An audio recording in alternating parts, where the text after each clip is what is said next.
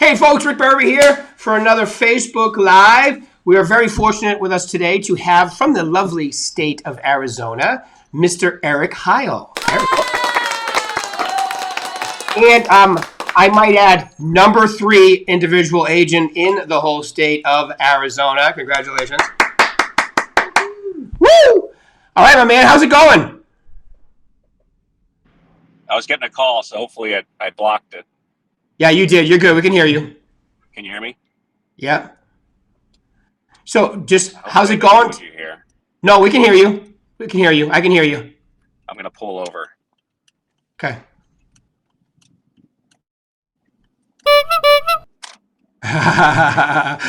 Can you hear me? Yep, I can hear you. Can you hear me? Hold on. Yep. No problem. We can definitely hear you, though. I think you're having a hard time hearing us, actually. Okay. All right, can you hear me now? Can you hear me okay? Yeah, I can hear you. I just want to make sure you can hear me. Oh, all right. We've lost Eric. He is in his car in between appointments. Okay, the wonderful technology is so wonderful, but that's okay. Hopefully he'll call right back in and we'll get him this time. There he is. See that?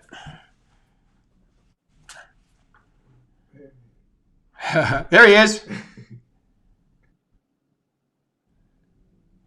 All right. All right. We're back. All right, Eric. I'm sitting still now, so. Oh, good. Can you hear me? Can you hear me? I can. Okay, good. All right, Eric, tell us a little about yourself. Tell us a little about the year last year that made you number 3 in the whole company, man. I want to hear about that.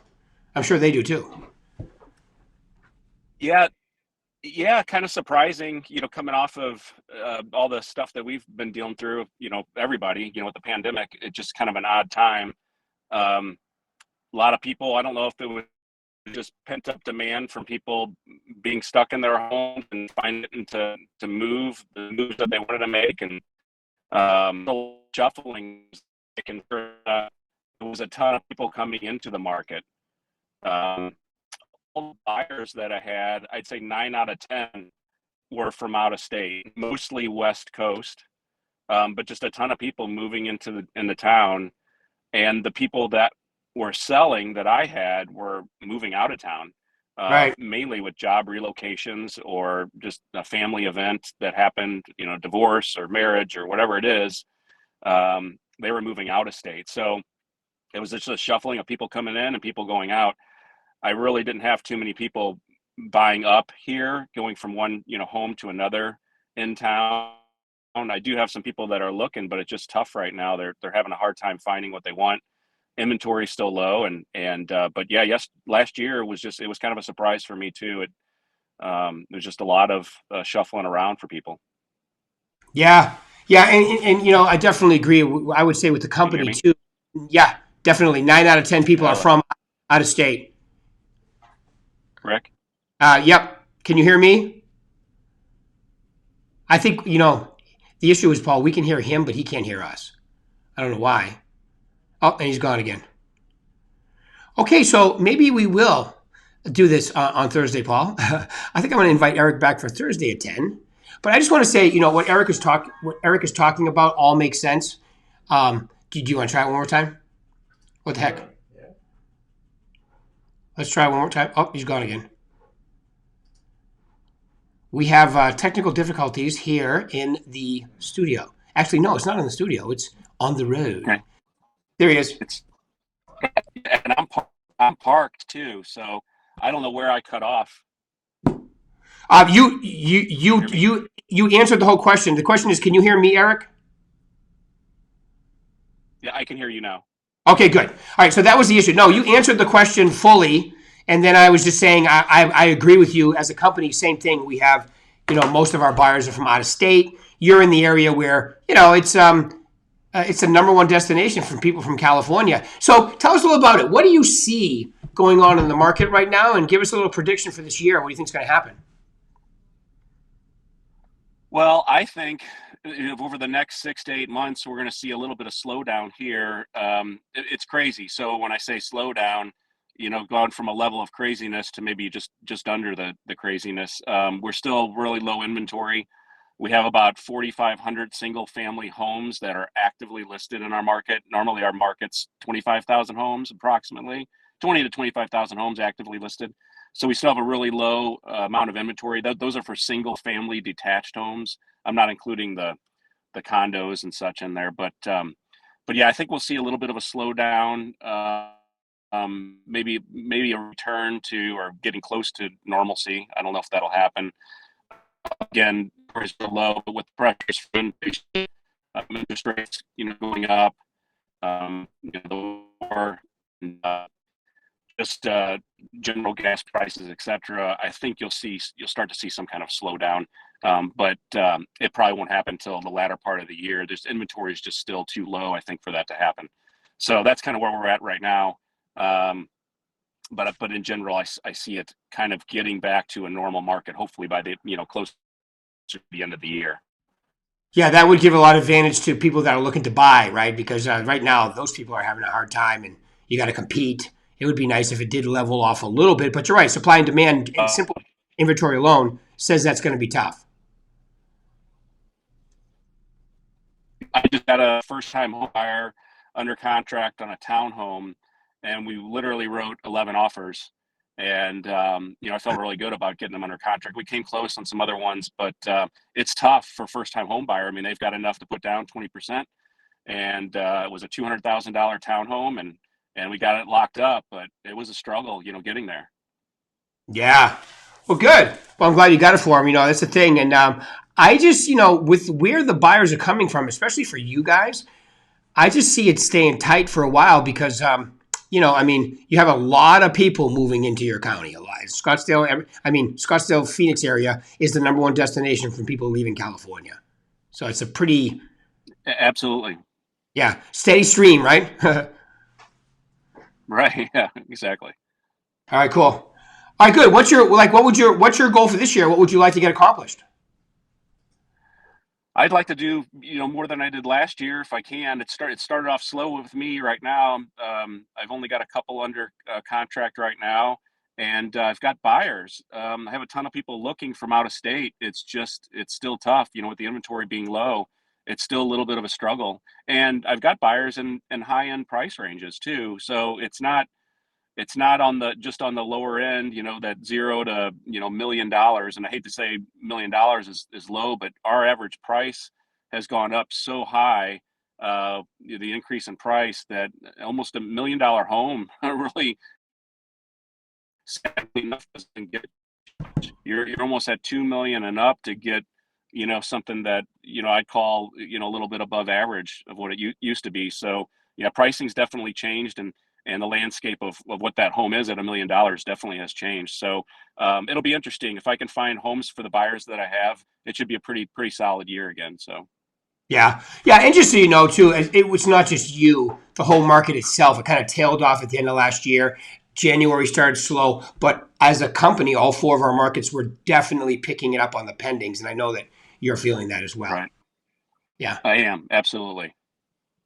Okay, good. All right. So, in order for somebody in today's world to maximize this market, give them a couple, what would be the three most important things you tell them to work on or to be focused on in a market like this?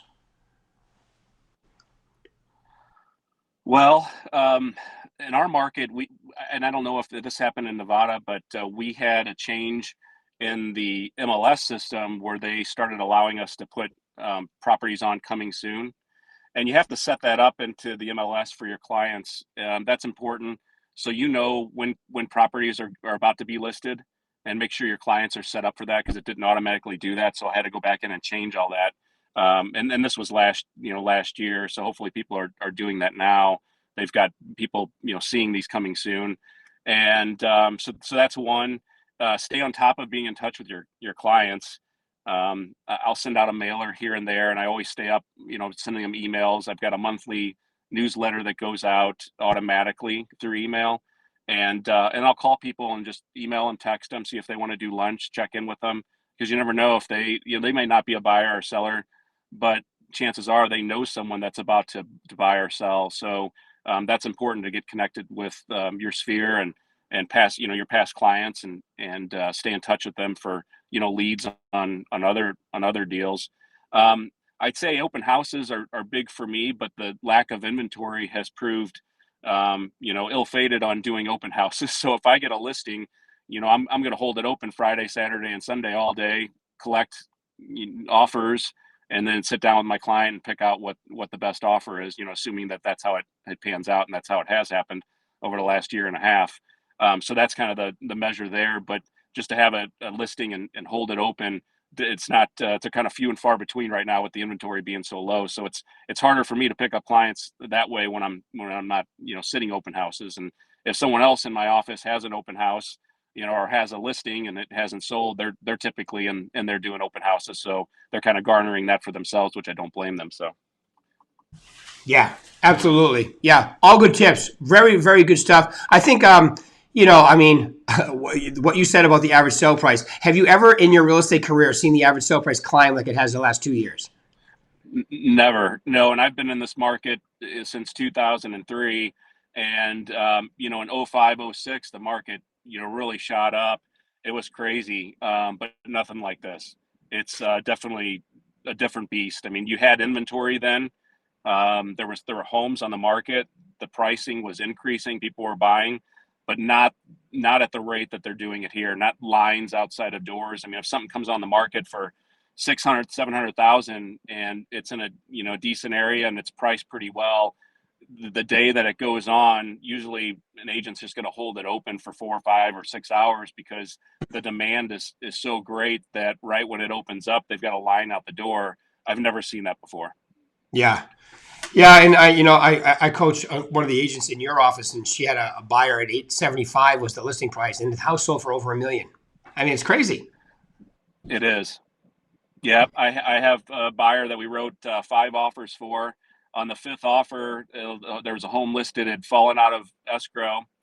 It was listed at 1,300,000, and they said, "Hey, we've missed out on these other ones. We're going to follow your advice. What should we write?" And I said, "I hate to even tell you this, but you're going to have to write 1.5, and then pull your appraisal contingency, shorten up your inspection period." They did everything. We got it, and we close next week on that one. Nice. 200,000 over asking though. And that would hurt me if I'm in the market buying a home and my agent said, "Hey, you got to offer 200,000 above." I don't know if I'd rather shoot the person or shoot myself. It's not it's not a fun bit of advice to give to someone, but they're happy. All right. It actually appraised. It Yeah. appraised, which is great. Great. And so it was good for them, but it's a harsh thing to have to tell. It's a harsh reality to have to explain to a client. It really is. Yeah.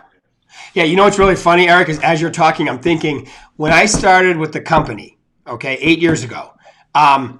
the average sale price in your market was only about 200. No, It was like 175 to it's 200. crazy. Now people are buying properties for 200,000 over asking. And that's ridiculous. Right. It's It incredible. is. And I think It's I hard. think it's yeah. I think a lot of it is I saw a stat because Forrest, our broker, I'm pointing at his office. Forrest, our broker, gives a Okay. lot of great stats, and he sent out a stat that said the last decade, just call it like 2010 to now, so 12 years. The last time there was this few homes built, new construction, was like in the late 40s, early 50s, and when the population was totally different. So that's part of the problem. We just didn't have anywhere Right. near much new construction over the last years because of the last downturn. Lenders and builders got a little squeamish and didn't get out that far, right? Absolutely. Absolutely. It weeded out a lot of builders. Unfortunately, a lot of builders went under, and there wasn't enough builders to replace them. And the ones that were here that made it through, to your exact point, they didn't want to take the risk. Right. They'd been burned once, and they're still in the market. They're going to take it conservatively, and unfortunately, that them being conservative has bottled up the market. And honestly, the city, the towns like towns of Paradise Valley or Phoenix or Scottsdale, they really didn't have the manpower and stuff that was getting pushed through for new construction or remodels. And I was a subject of that because I'm building a guest house right now in my own backyard. the approval process was so bottlenecked because of COVID and people being out, working from home, or just being sick, or just losing personnel, had even just, it pushed even more pressure on all that. So to your point, there's a lack of inventory coming on, and the approval process really got slowed down from these jurisdictions. They really, didn't have the manpower to do it. Right. And that was the second stat. What you said, 75% of the builders that were in business, okay, in 2006 and 7 are not anymore.